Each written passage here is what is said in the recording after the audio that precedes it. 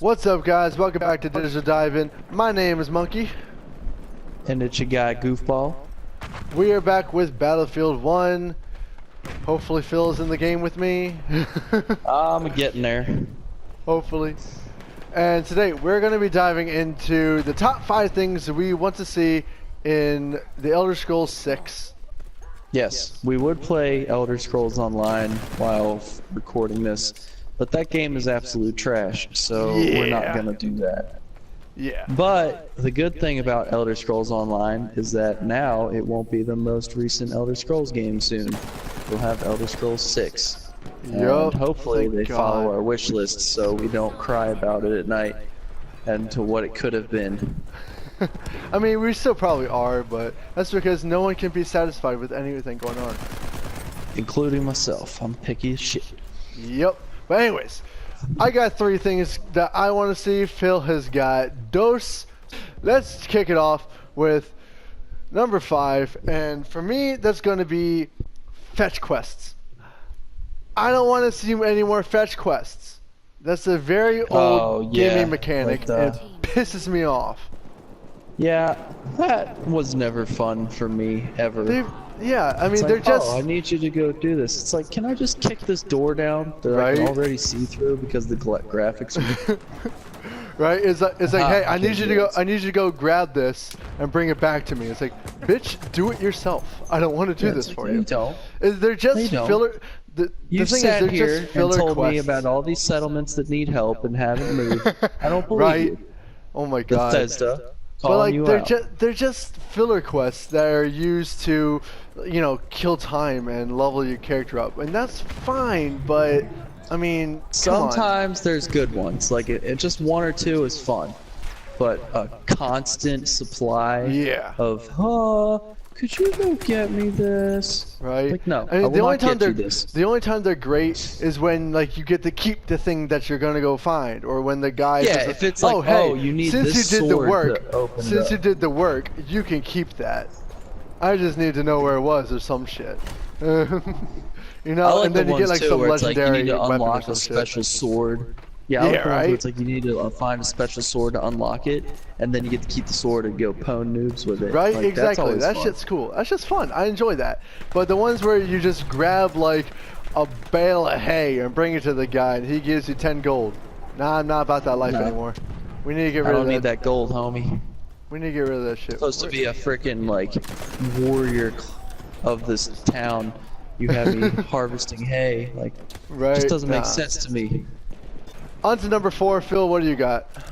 Number 4, so one thing that Elder Scrolls Online was good about, and I mean that when I say the one thing, was the way you could customize your armor. Like, the base sets were the same. You could only get like certain factions of armor, which I'm okay with. You can mix and match it and get your design. It's an MMO thing. It's an MMO thing. Yeah, but in Elder Scrolls Online, you could change color, you could change like accent colors, like with I remember that. That was badass. Yeah, it was so cool because like me and my friends, when we tried to enjoy that game, we would be like, hey, what color is our little group gonna be? And we'd all synchronize our armor so it was the same. So it wasn't like a bunch of strangers running around. It was like an actual squad of warriors. Yeah, like, oh, we work together, and we're all looking the same, and we're all gonna go pwn noobs together, because Elder Scrolls Online, all you could do is go to the middle and beat the snot out of other people. Basically, yeah. Yeah, no, I remember that was a lot of fun, and being able to, like, that deep level customization that it had, it was like a nice breath of fresh air, because you could sort of do that in the previous Elder Scrolls game, but it wasn't as in depth as it was in Elder Scrolls Online. That was a nice surprise. Yeah, and it would be cool if like, so faction bases are always a big thing. Like every time you pick a new faction, it unlocks a color scheme, but it locks another color scheme. So like, you can make your armor and do whatever you want, but you have to keep it within your faction limits. Yeah. Yeah, no, that'd be cool. That'd be really cool. Like every single time you join a faction or your guild or whatever in game, factions. Yeah, like you unlock a new color palette. I know there's a lot of quests that you do that give you rewards. I wish there was a way for you to wear that. Like, say you went and you hunted down someone and you found a medallion. that gives you superpowers or whatever. Like, it'd be cool if they wore that and then other people saw you wearing that and were like, oh, hey, this guy, he's done shit. It's hot shit. Well, like, I think that would be more useful in like an MMO type game, like with Fallout 76, rather than this one, which is going to be, we all know it's going to be a single player game. On to number 3. I'm gonna go with generic. I don't want to see more generic dialogue in this next Elder Scrolls game, because in what the do you first, mean by that? in Skyrim, right? We had like everyone who talked to you. We got like some generic NPC dialogue that you were always hearing, and that was nice. It was funny. It was quippy, whatever. But like when you actually went to go talk to someone, like no matter what gender you were, whatever your name was, no matter what, they would talk to you the exact same way. Like at least in Fallout 4, they would actually say your name in game. Yeah, that was like they would cool. call and you by name, and it was so much impressed. more, right? It was so much more personable. Well, it's just cool. Like I was confused as to how they were able to make their computers do that. Like it was impressive. Read your name that you typed I thought it was so great. Like it made it feel like it was really your adventure, you know? Like it was really your game, your whole. It kind of made it more immersive. Like normally you gotta go out and get like you gotta get a game that already has a character developed and you kind of follow the story. Because Fallout 4 did that, it made you a part of the story. Exactly, and I love that. That was so cool. That was one of the few things I actually liked about Fallout 4. Like, that dialogue in that game was fantastic. It was great. It added a whole new depth to the game. I thought it was really, really cool. And in Skyrim, we didn't get to see that. Like, this dialogue in Skyrim was so boring. I skipped through half of it. I was like, okay, can you shut up now? So I really hope that in Elder Scrolls 6 we get to see some more personalized dialogue, some more, dialogue options, and maybe even your character actually having a voice. That would be really nice. Yeah, that would be cool. That would be great. Or if I know Fallout 4, you could pick your voice. I'm sure we'll see that. And that was fun. I like that a lot. But I would like it if they made it where, kind of like a Mass Effect, where your answers change things and those changes make more. Like if you're talking to someone in a bar and they're like asking you something and it's like, oh, how do you feel we should do this? And you're like, I want to go beat the snot out of them. They might push you more towards the Thieves Guild and like that'd be cool. Like have like in-game consequences for your even the if ways it's something you do basic, stuff. like if you're talking to a bartender and you're like, oh, what's to do in the area? And you're like, I'm interested in this stuff. And then so they direct you towards that stuff, which leads you to that stuff. But that's a lot of work. I know Bethesda can do it, but will they do it? Yeah, exactly. I don't know. I gotta hope so. Yeah. Well, hold up. Let's wait. As long as they don't take out the golden arrow to the knee comments. Right? That was stuff's so gotta great. Stay. Yeah, I mean, that's legendary. That was just good quality gaming right there. So, all right, number 2. Number 2.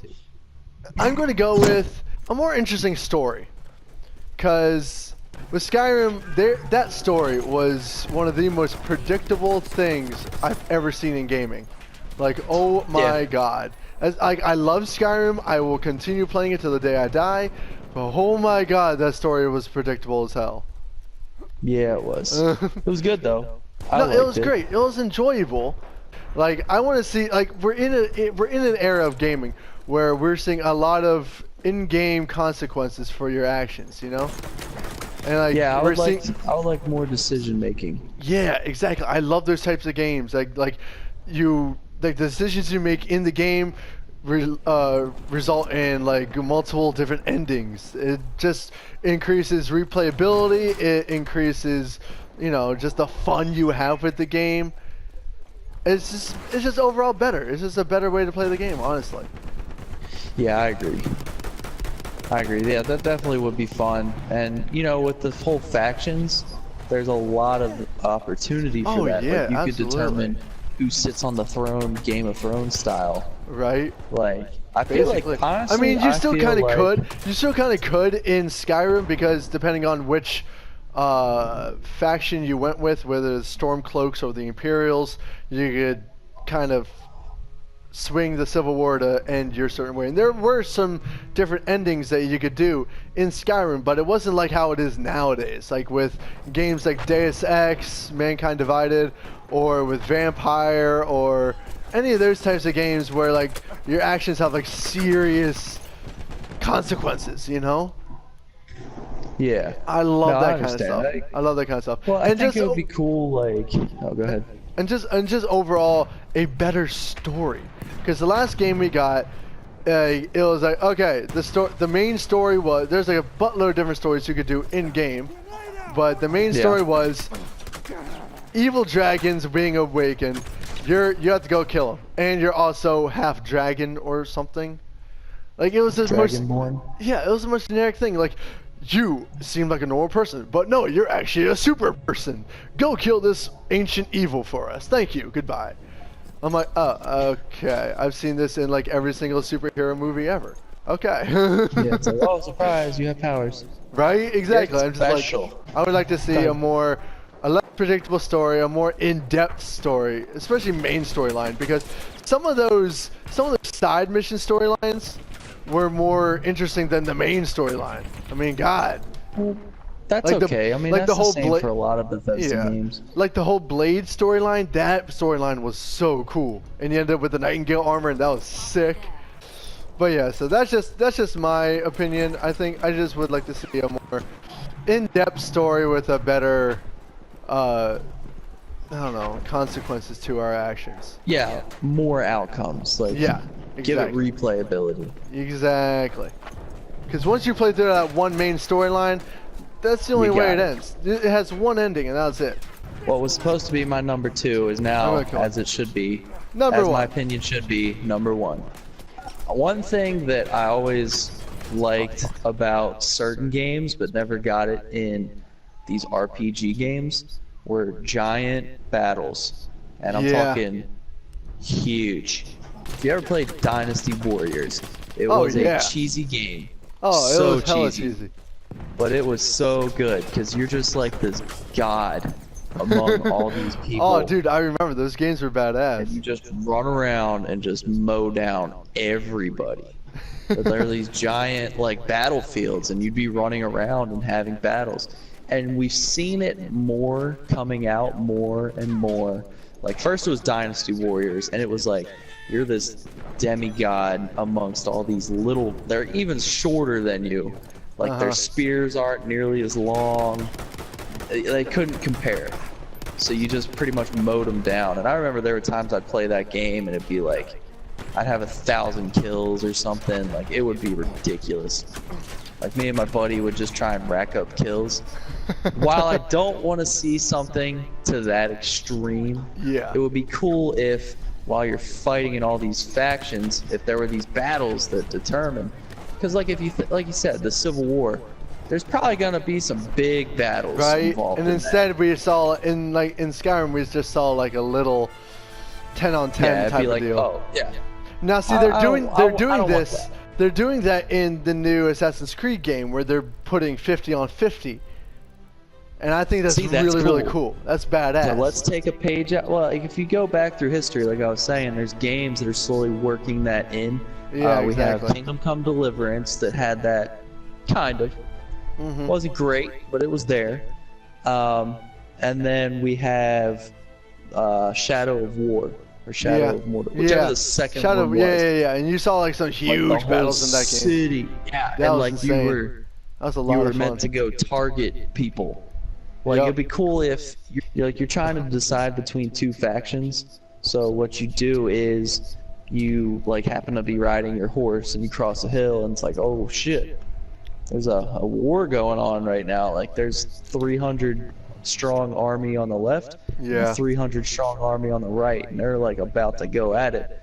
It's your time to decide. All right, what am I going with? Like exactly. I would love to or see even if it's like that. if you walked in and you became the ambassador that kind of related to the two.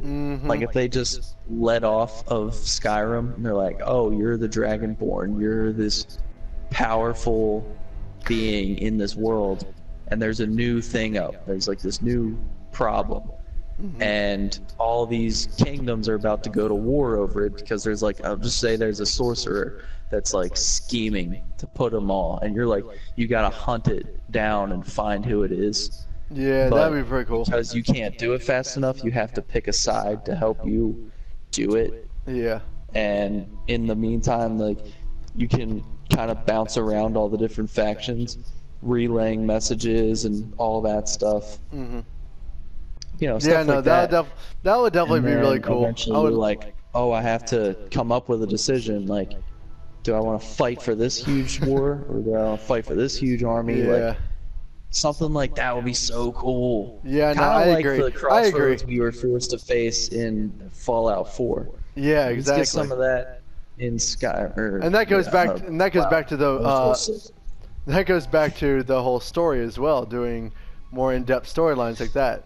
So. Yeah, I mean, I definitely hope, and like they haven't really. I don't think they've really put a lot of work into this game yet. I just think they've started. I'm sure. Now, I mean, I doubt we're going to see this. I doubt we're going to see this game until like 2020 at But the earliest. yeah, if I had to guess, all they've done so far is made a map. Yeah. And then showed a video of it, which it was a Exactly. beautiful video. It's Yeah, a it huge was. map. Huge. And you know, once we see more from this game, we're definitely going to be talking more about it and what we think is actually going to happen. This is just what we want to happen.